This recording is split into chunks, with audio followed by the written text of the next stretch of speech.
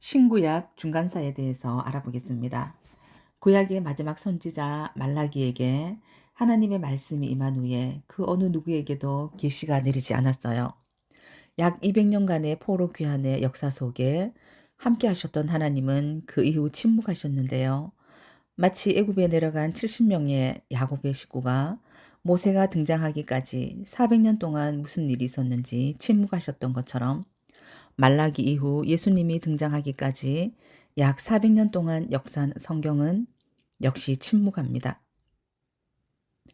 이 400년의 기간을 암흑시대 또는 신구약 중간시대라고 합니다. 그러나 신기한 것은 성경이 침묵하는 동안 세계 역사는 성경에서 예언한 그대로 되었다는 것입니다. 신구약 중간사라는 명칭에서 알 수 있듯이 우리 그리스도인들만이 가지고 있는 역사예요. 유대인들에게는 신구약 중간사라는 말 자체가 없습니다.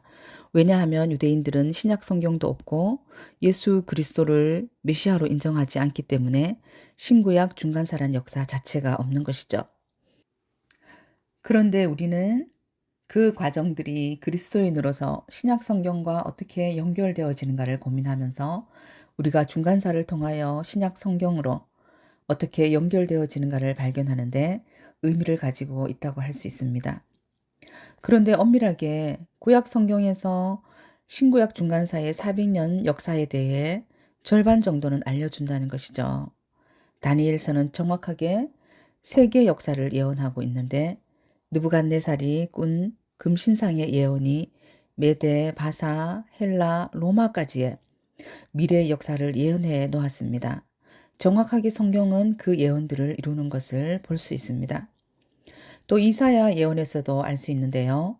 100년 후에 나타날 유다 말기 예언자들의 메시지와 또 700년 후에 나타날 신약 성경 저자들의 메시지와 종말의 메시지를 이사야는 다 알고 있었던 것이죠. 어떤 내용일까요? 아직 나라가 멀쩡한데 멸망할 것이라고 합니다. 그러나 다시 회복과 구원이 온다는 내용이에요. 뿐만 아니라 포로 귀환 그 이후 또 400년 기간의 일들과 신약의 예수 그리스도에 대해서도 예언적 설교를 했습니다. 예수님 시대 이후 재림으로 이어지는 영원한 하나님의 나라 완성까지도 다루고 있습니다. 예레미야도 예언을 했습니다. 모세의 신명기적 예언을 이사야 예언에 연결시켜서 당시 국제사회를 무대로 베풀어진 예언인데요. 모세가 신명기 28장에서 33장에 요언적 예언을 했습니다. 예레미야는 모세의 그 예언, 즉 약 1000년 전 과거에 나타났던 말씀이 사실대로 이루어질 것이라는 확신을 가졌던 사람이에요. 모세의 예언이 자기 시대에 이루어지고 있다는 아픔을 체감했던 것입니다. 그러면서도 언약을 지키시는 하나님은 반드시 당신의 나라를 완성해 나갈 것이라고 믿었어요. 그리고 학개 스가랴 말라기 예언에서도 볼 수가 있습니다. 예레미야의 예언대로 바벨론이 멸망하자 페르시아가 유대인을 해방시켰고 정말 70년 만에 회복되어서 다시 돌아오게 되었어요. 세계사가 흘러가는데 그것이 유대 포로 역사와 밀접한 연관이 있는 것입니다. 자, 그럼 다니엘 때 느부갓네살 왕의 금신상 꿈의 예언대로 이렇게 세계 역사는 흘러가는데요. 다니엘 2장에 기록된 하나님이 주신 예언적 꿈으로 머리부터 발끝까지 금, 은, 놋, 철, 진흙으로 된 신상이 사람의 손이 아닌 뜨인 돌에 의해 부서지는 내용입니다. 바벨론 이후 페르시아, 헬라, 로마 등 세상 나라들은 다 무너지지만 하나님의 나라만 영원하다는 걸 보여주는 것이죠.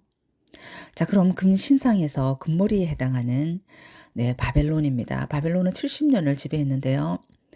바벨론이 70년간 유다를 지배하다가 마지막 왕 벨사살이 혜성처럼 나타난 페르시아 고레스에게 패합니다. 이 기간 동안 예루살렘에 남아있던 유대인들은 근근히 그저 개인적인 삶을 유지하는 것이지 어떤 특별한 공동체가 없었어요.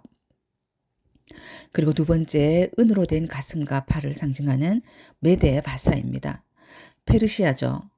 200년을 통치했습니다. 성경에 나타나는 포로 시대의 주인공들은 주로 바사, 즉 페르시아의 왕들을 배경으로 하고 있는데요. 우리는 이 동안에 일어났던 성경의 사건들을 기억합니다.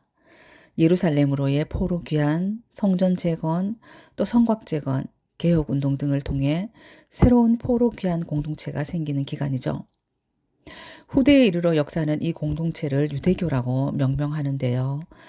구약의 왕국시대까지는 유대교라는 이름을 쓰지 않았어요.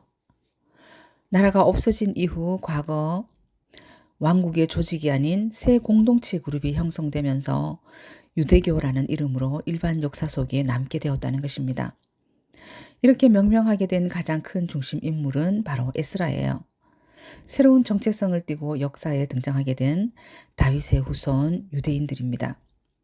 회당에 모여서 율법을 배우고 또 절기를 지키고 태어난 지 8일 만에 할례라는 걸 행하는, 그리고 안식일을 지키는 이런 모습들이 이방인들에게는 굉장히 독특한 민족으로 보인 것이죠. 그래서 그런 독특한 컬러의 민족을 유대인이라고 부른 겁니다. 나중에 포로 귀환하면서 에스라 공동체가 되면서 더 정체성을 가지고 확고히 다지면서 율법적으로 살아가는 공동체가 되지만, 그것의 태동, 꿈틀거리게 된 때는 바로 포로로 끌려갔던 이때부터라는 것이죠. 페르시아 통치 말기 에스라 이후 100년 즈음부터는 이들의 외적인 생활이 점점 달라지는데요. 유다는 자체의 화폐를 찍어내고 또 내국세를 징수하는 정도의 권한이 허용된 것으로 보입니다. 또 이때는 이미 대다수의 유대인이 히브리어 대신 그 당시 공용어였던 아람어를 쓰고 있었는데요. 일상적 용어로는 아람어를 썼지만 히브리어도 기독교 초기까지 계속해서 쓰이게 되고요. 페르시아를 그리스가 정복하게 됩니다. 이때 그리스의 왕은 유명한 알렉산더 대왕이죠. 그리고 노수로 된 배에 해당하는 헬라 제국입니다. 앞에 페르시아와 그리스의 지배는 굉장히 달랐어요. 알렉산더는 무력만으로 통일이 아닌 정신, 철학까지도 통일해야 한다고 했는데요. 즉 헬레니즘화 시키는 것이 진정한 정복이라고 생각을 했습니다. 이렇게 알렉산더에게 어렸을 때부터 영향을 준 사람이 있었는데요. 바로 그의 스승 아리스토텔레스였어요. 학문과 문화, 철학, 사상에 일찍 눈을 떴던 알렉산더는 온 세상을 헬라화시켜야 한다는 분명한 꿈을 가졌던 것입니다. 무력만으로의 정복이 아닌 정신, 철학, 사상까지도 헬라로 통일하려고 했어요. 구약의 BC 330년대에 바사의 다리오 3세와 알렉산더가 수스 전쟁으로 싸웁니다. 알렉산더가 승리를 하죠. 당연히 페르시아에게 종속되어 있던 팔레스타인의 주권은 알렉산더 헬라로 이동을 합니다. 인더스 강까지 건너게 되고 유럽 쪽으로도 이동하게 되죠. 이렇게 해서 헬라화가 되는데요. 헬라 말, 헬라 문자, 헬라 문화가 통용된 것입니다. 나중에 신약에 가서 사도 바울이 이 지역들의 복음을 전파하는데 이미 이때 언어를 통일시켜 놓은 거예요. 그러니 복음이 세계로 전파되는데 얼마나 큰 역할을 하는 바탕이 된지 모른답니다. 하나님은 몇백 년 전에 이미 이런 일들을 이루어 놓으셨다는 거예요. 그리고 페르시아 다음에 알렉산더 대왕이 지배하게 되면서 이렇게 헬라화가 되는데, 이 알렉산더가 33살이 되어서 말라리아로 인해 율병으로 죽게 됩니다. 알렉산더는 세계를 헬라화시키기 위해 알렉산드리아라는 도시를 많이 세웠답니다. 약 70개 정도의 알렉산드리아라는 도시를 세워놓았는데 가장 유명한 것이 이집트에 있는 알렉산드리아예요. 거기서 부하들을 살게 하고 동방의 여인들과 결혼하여 살도록 했어요. 그렇게 헬레니즘화 시키려고 했던 것이죠. 온 세상을 다 얻다시피 통일천하를 한 알렉산더는 그 어마어마한 땅들을 정복했지만 갑자기 죽는 바람에 후계자를 정하지 못했어요. 부하들이 권력을 가졌는데 최종적으로 프톨레미와 셀레우코스예요. 티그리스 유프라테스 지역, 즉 아수르와 아시아 쪽이죠. 여기를 셀레우코스가 바빌론 땅을 갖게 되고 프톨레미가 이집트 지역을 차지하게 됩니다. 그래서 팔레스타인은 헬라인이 다스리는 이집트의 속국이 되는 것이죠. 이 왕조는 100년 동안 팔레스타인을 다스리게 됩니다. 이렇게 하여 알렉산더의 헬레니즘 문화가 된 것입니다. 프톨레미 왕조를 우리가 꼭 기억해야 되는데요. 이 프톨레미 왕조는 유대 공동체에 많은 영향을 미칩니다. 특히 BC 3세기경에 프톨레미 2세의 명령에 의해서 히브리어로 된 구약 성경을 헬라어로 번역을 했는데 그것이 이 최초의 번역본을 70인경, 70인역이라고 합니다. 알렉산더가 세계를 헬라화시켰기 때문에 유대의 전유물이었던 구약 성경이 헬라어로 번역이 된 것이죠. 성경 번역 역사의 지평을 연 획기적인 업적이라고 할 수가 있겠습니다. 이것은 앞으로 신약시대에 와서 온 열방에 복음을 전파하도록 하는 예비 작업이 되었어요. 하나님의 섭리인 것이죠. 유대인들이 섬기는 여호와 하나님을 접하게 된 이방인들도 직접 헬라어 성경을 읽을 수 있게 되었고 경건한 이방인들이 생기게 된 바탕이 되었다고 할 수가 있습니다. 그리고 네 번째, 철로 된 종아리 부분인 로마 제국입니다. 프톨레미 100년 이후 셀주크 왕조가 지배하게 됩니다. 그러다가 하얀길을 가는 셀주크 왕조의 안티오코스 4세, 즉 에피파네스의 활약인데요. 이탈리아 반도에서 발달해서 내려오던 로마의 세력에 조여오는 압박에 대항하기 위해서 나름대로의 몸부림을 치면서 노력을 하게 됩니다.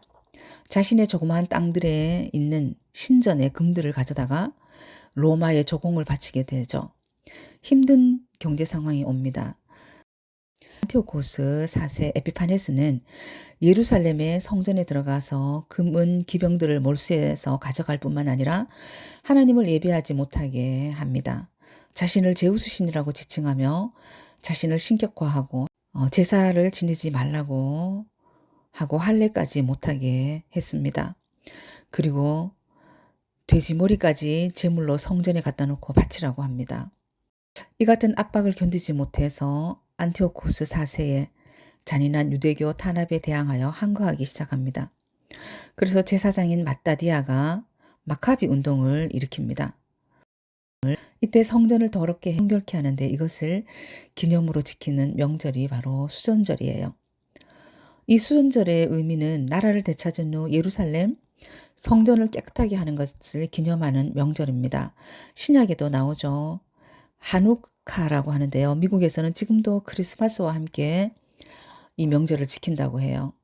그래서 성전을 청결케 했다는 것의 의미입니다.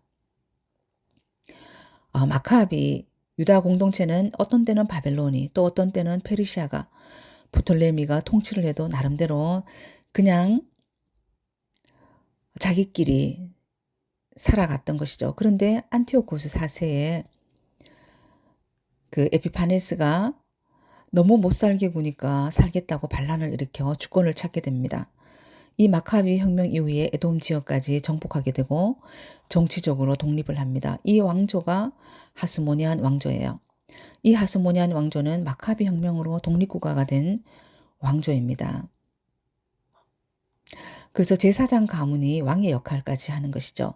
레위 지파를 중심으로 한 제사장들이 하나님의 성전을 중심으로 왕권을 가지면서 하나님의 백성을 다스리게 되었던 때의 이름입니다. 하스모니안 왕조가 내려가다가 에돔을 흡수합니다. 그때 에돔의 왕 안티파스, 에돔의 왕 안티파스인데요. 신약에 예수님을 죽이려 했던 대헤롯의 할아버지예요. 유대가 헤롯 가문과 얽히는 때가 이때구나를 아시면 됩니다.